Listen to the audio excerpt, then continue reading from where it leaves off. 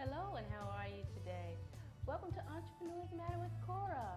It's such a pleasure to see you again on today. We're going to talk about a multitude of things, one of which we're going to discuss 5 entrepreneurial trips, and we're going to talk about a few other things. I think I'm just going to surprise you.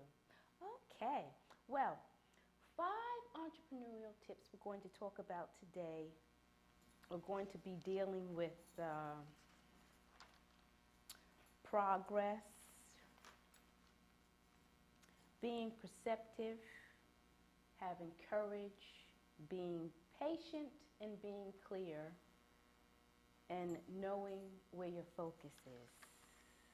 Okay, first off, what is an entrepreneur? What is entrepreneurship? Entrepreneurship is a state of mind. And recently a friend of mine emailed me and was telling me of a great adventure she had gone on.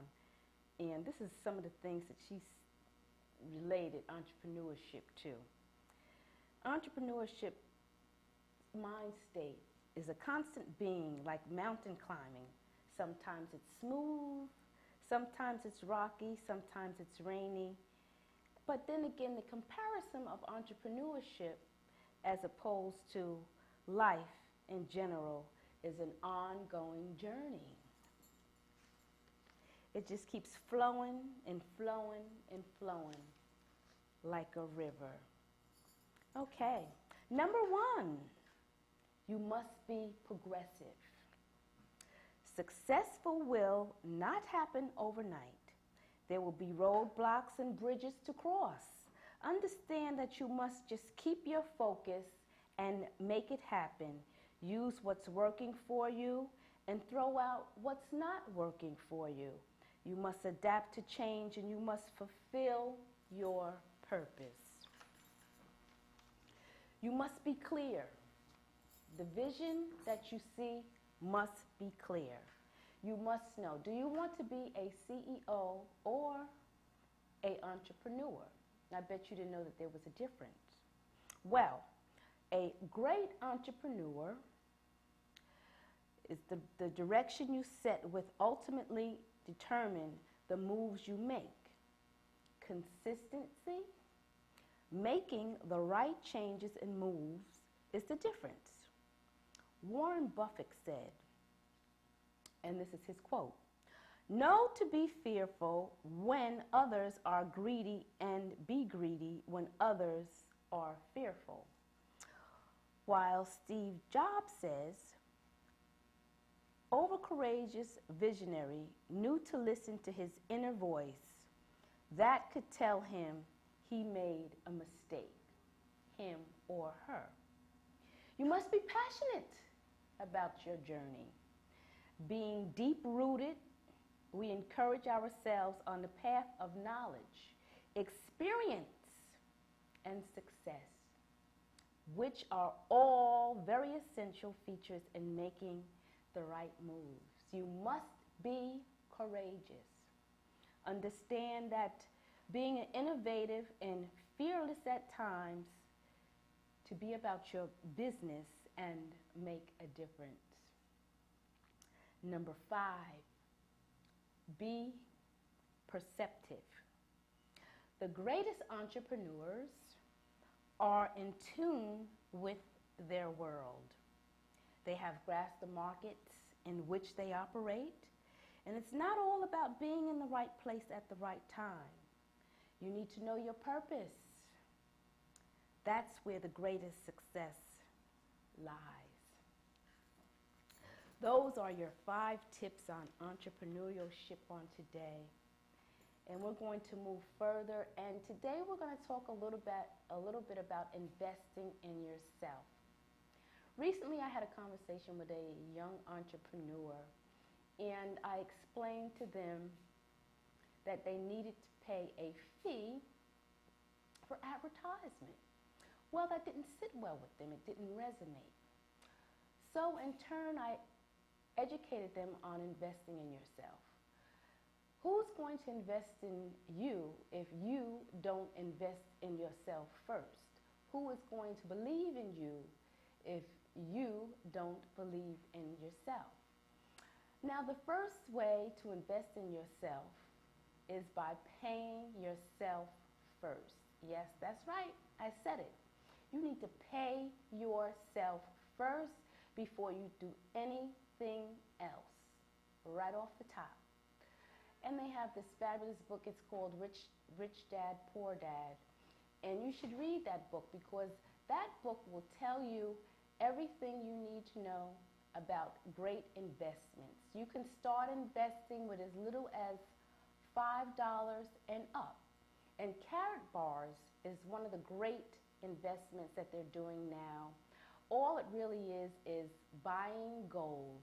It's transferring your paper dollars into gold. And you could start with $60 minimum, and you can go as high as you want to go. It's something like a savings account. You can learn more about Carrot Bars on another time. But what I want to do is I want to keep everything flowing today because a lot of people say, well, how do I pay myself first? Why should I pay myself first? And they're just going on and on and on. They don't have any direction. Well, with that, I would like to direct you to a small clip talking about pay yourself first. And this clip is from one of the Oprah Winfrey YouTube videos.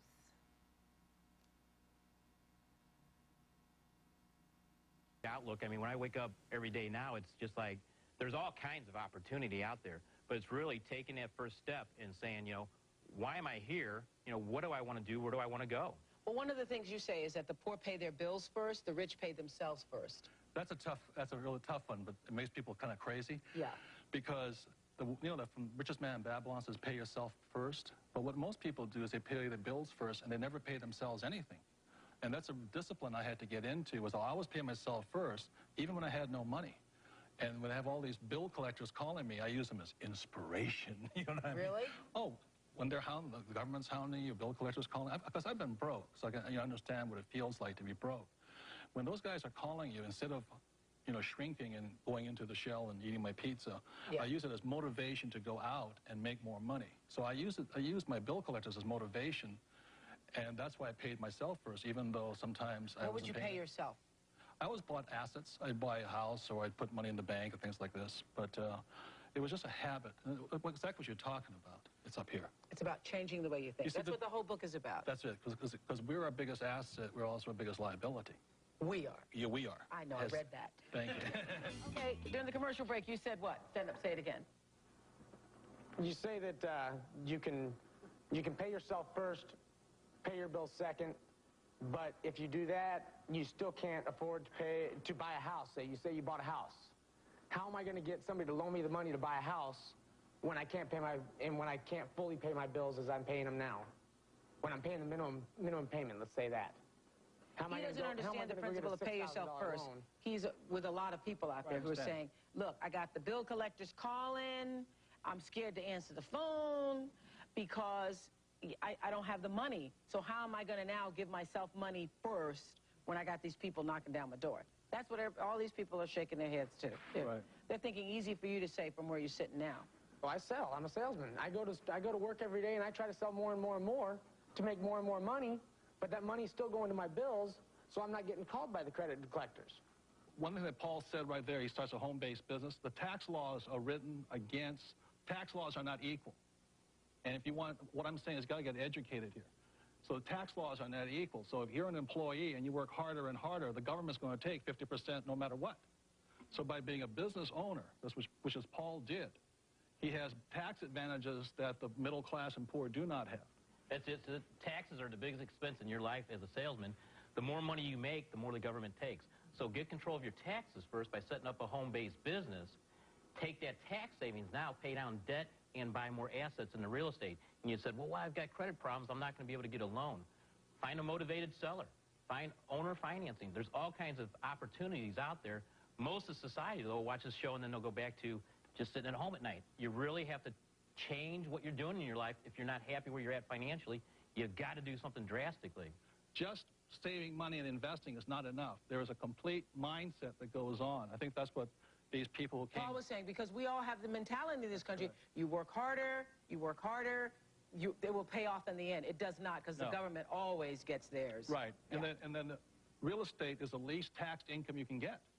So when my wife and I were struggling, we saved $6,000. We bought that house.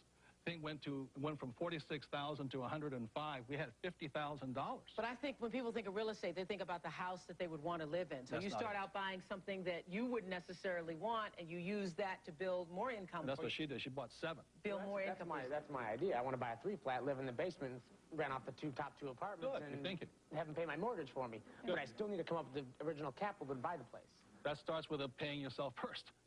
Hey, Oprah. See, that's what people should be teaching in school, because I swear to you, we've all been taught, be responsible, pay your bills first, so that the people don't, call you or not harassing you and so forth. What were you going to say, Paul? I would say I was dealing with the real estate, what Robert's talking about, but for $300, I set up a home-based business.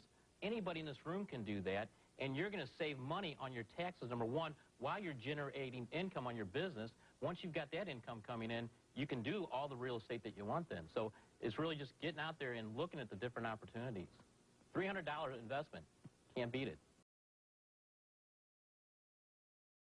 Hi, I hope you enjoyed that little clip on Pay Yourself First. I thought it was very informative and felt that it would be most useful to you on your journey.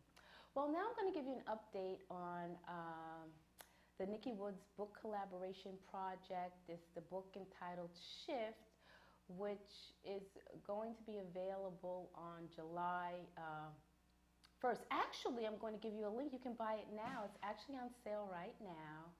And again, the book release party is going to be on July 18th in Dallas, Texas. More information on that later. But anyway,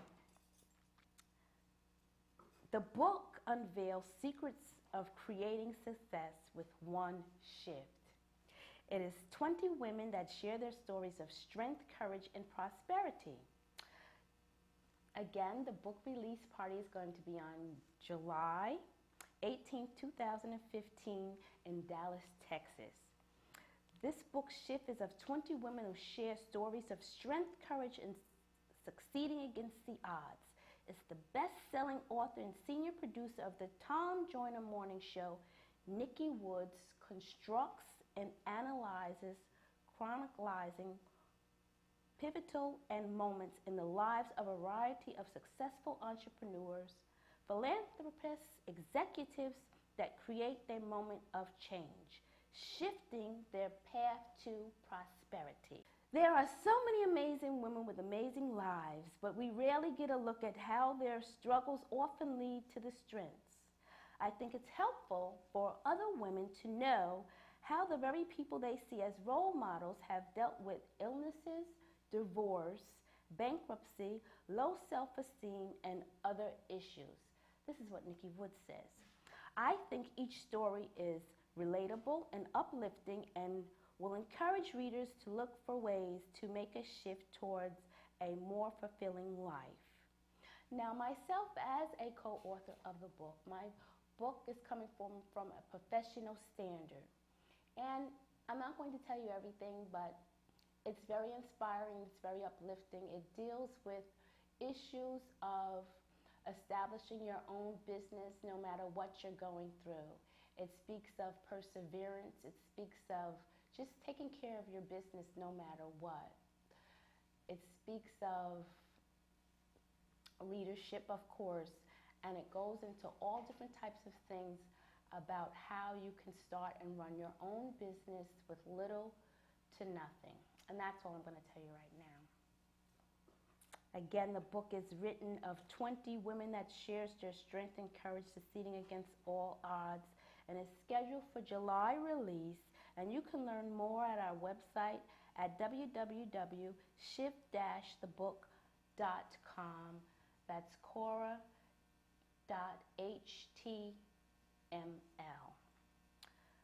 And now a little bit about Nikki Woods. Nikki Woods is the one who put this whole book collaboration together. She is Nikki Woods of Nikki Woods Media.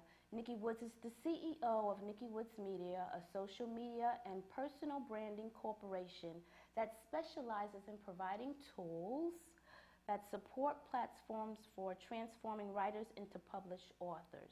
With more than 20 years of traditional media expertise, Nikki Woods is a best-selling author. She's an on-air personality and senior producer of the Tom Morning Joyner Show.